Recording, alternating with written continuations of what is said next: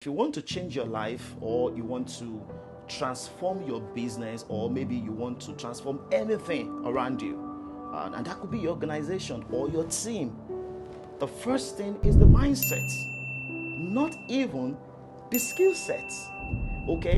In fact, don't even think about the tool sets. The first thing you need to focus on is your mindset, because mindset is 80%. See, your skill set can be buried in a wrong mindset. That's why you need to take care of the mindset. If you are a leader today, if you are an executive or a CEO of a company, all right, I want to encourage you that you should focus on the mindset of your people first, before the skill set and the tool sets. So focus on the mindset, 80%. Okay, very key.